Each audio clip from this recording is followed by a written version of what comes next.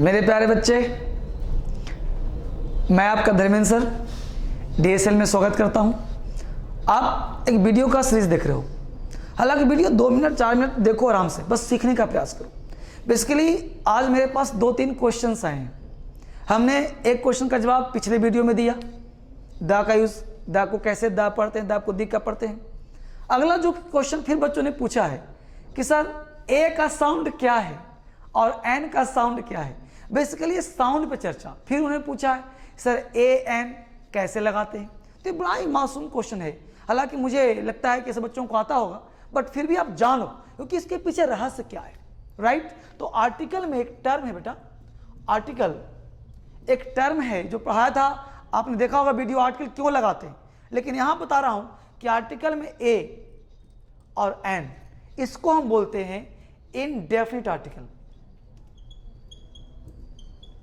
Indefinite मतलब definite नहीं, definite दा होता है। तो ए एन इनडेफिनिट आर्टिकल।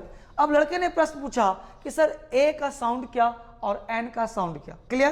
तो देखते हैं बेटा, ए का साउंड दो तरह का। ए का साउंड 90% आ होता है, राइट। ए को तुम 90% आ बोलना और ए को तुम 10% मात्र ए बोलना। अब कहोगे सर कब बोलेंगे हम ए, कब बोलेंगे यार? तो जब कोई वर्ड सिंपली बोलना हो, जैसे I have a pen, a boy is coming, a man is coming, तो कोई भी आ तब बोलेंगे जब सामान्य सी बात हो। अ बॉय इज प्लेइंग, तो जब अ मतलब कोई एक लड़का अनजान खेल रहा है, अ man is standing at the door, ठीक है। तो अ मतलब एक और एक का मतलब इंडेफिनिट, तो हम लोग ए का प्रयोग करेंगे। लेकिन अगर बोलना दिस इज ए पेन, ठीक है, दिस इज अ पेन भी सही है, but this is a pen, a is stressed. जब तुम्हें स्ट्रेस करना हो, प्रेशर करना हो, जब किसी पे जोर डालना हो, तब हम ए का प्रयोग करेंगे, यानी हम ए बोलेंगे उसको, राइट। तो ए तब साउंड निकालेंगे जब स्ट्रेस करना हो, जब नॉर्मल स्पीकिंग साउंड हो तो आ का साउंड निकालेंगे। बाकी यूज तो यही है, जहां पे लगता है वहां लगाओ, बट साउंड में आ और ए का फर्क बेटा यही है, ठीक है। एन को देखते हैं, तो एन का साउंड क्या है? तो बेटा अन का साउंड 90%, ध्यान देना, एन का साउंड 90% अन होता है, अन, अभी बोल के दिखाऊंगा, और मात्र 10% इसका साउंड एन होता है। सेम केस में स्ट्रेस के अर्थ में। कैसे? एक्सप्लेन करता हूं। जैसे हमने कहा, समझना आराम से, कि दिस इज, अगर एक वर्ड लिखा बेटा आस, समझना, बहुत इंपॉर्टेंट चीज सुना रहा हूं तुम्हें, बहुत इंपॉर्टेंट पार्ट बता रहा हूं, ये आपने समझ लिया होगा। यहां पे देखो, बहुत इंपॉर्टेंट पार्ट, दिस इज आस। इसके बाद तुम्हारा स्पीकिंग भी ठीक हो जाएगा। दिस इज आस, मैं पूछूं राइट और रॉन्ग, तुम बोलोगे ऑफ कोर्स सर गलत है। मैं पूछूंगा क्यों गलत है, तो वो है सर आस वोकल साउंड है, यहां एन होना चाहिए, राइट। तो ये तुम्हारा गलत है, मान लिया तुम्हारी बात। फिर से लिखा हमने, दिस इज एन आस। अब बताओ क्या कहोगे? बोलो सर राइट है। बिल्कुल बच्चे राइट है, लेकिन मैं तुमसे पूछूं क्यों सही है? अगर तुमसे छोटा बच्चा पूछ दिया कि एन आस क्यों होगा, ए आस क्यों नहीं होगा, तो तुम क्या जवाब दोगे? जवाब यही दोगे ना कि वोकल साउंड के पहले एन लगाते हैं, दोगे ना? Yes sir. बेसिकली बेटा जवाब तो यही दोगे, बट सीखोगे कैसे, सिखाओगे कैसे, वो समझो गौर से। बेसिकली यहां पे आ वोकल साउंड, यहां पे आ वोकल साउंड। आ क्या है? Vocal sound. आपने फिजिक्स पढ़ा होगा क्लास 9th में 10th में, वहां पे एक बात कहा गया होगा कि जब किसी ओवर ब्रिज पे हम चलते हैं, जब पुलिस आर्मी चलती है, तो कहा गया होगा कि कदम से कदम मिला करके नहीं चल सकते। क्यों भाई? क्योंकि उसमें एक फ्रीक्वेंसी उत्पन्न होता है जिसे पुल टूट सकता है, ब्रिज टूट सकता है। यू नो वेरी वेल, याद आ रहा है साइंस? वापस आ जाओ। तो जब पुल टूट सकता है, समान फ्रीक्वेंसी पर, समान धारा पे, समान एक तरह की फ्रीक्वेंसी निकलता है, एक प्रकार का फ्रीक्वेंसी उत्पन्न होता है, उस तरह से काम करता है। उस प्रकार ध्यान दो बोर्ड पे यहाँ पे। तो यहाँ हमने कहा कि ए, अब यहाँ पे वोकल साउंड निकाला और ए भी वोकल साउंड है, तो वोकल प्लस वोकल, ध्यान देना बेटा, vocal sound plus vocal sound, scientific reason है बाबू, राइट। तो vocal sound plus vocal sound, इसलिए गलत हुआ, इसलिए नहीं कि ये लगाने से गलत हुआ। रट्टा नहीं मारना अंग्रेजी, धर्मेंद्र सर दिमाग में बिठाते हैं, और धर्मेंद्र सर सिलेक्शन की बात करते हैं। यहाँ पे बात कर दिस इज आस गलत क्यों है, तो गलत इसलिए है कि vocal sound plus vocal sound, इसलिए गलत हुआ।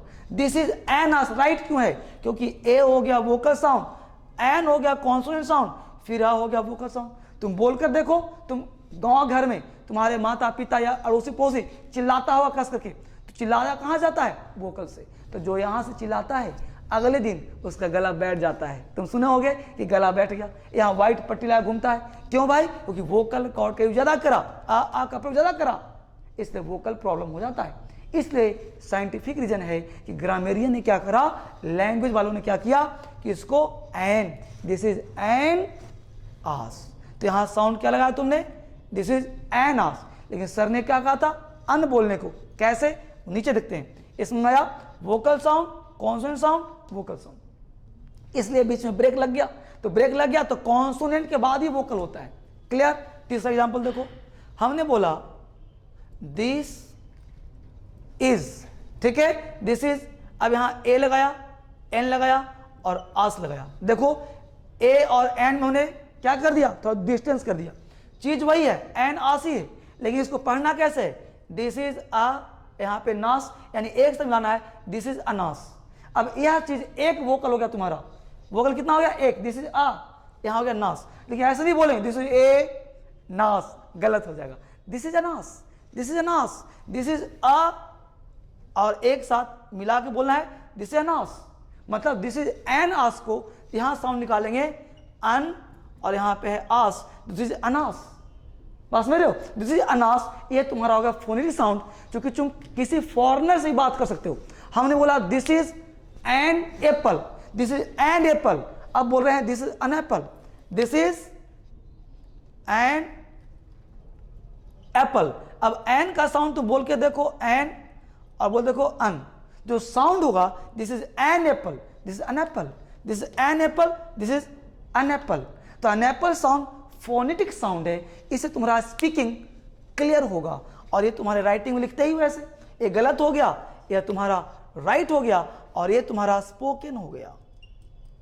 इससे तुम बोलो अंग्रेजी बेटा, इस तरह से तुम्हारा साउंड क्लियर होगा। This an apple, this an ass, this an elephant, तुमने बोला elephant, this is an, this is an elephant, this is an apple, this is an apple, right, this is an ass, तो इससे तुम्हारा sound clear होगा। तो ए और N में यही फर्क है, और इस तरह से हम लोग इसको लगाते हैं। आप इसको बेटा लाइक करो, सब्सक्राइब करो, शेयर करो। बाकी हम लोग मिलेंगे अगले वीडियो में, जहां भी जरूरत हो I am with you. Thank you very much. English सिखा दूंगा।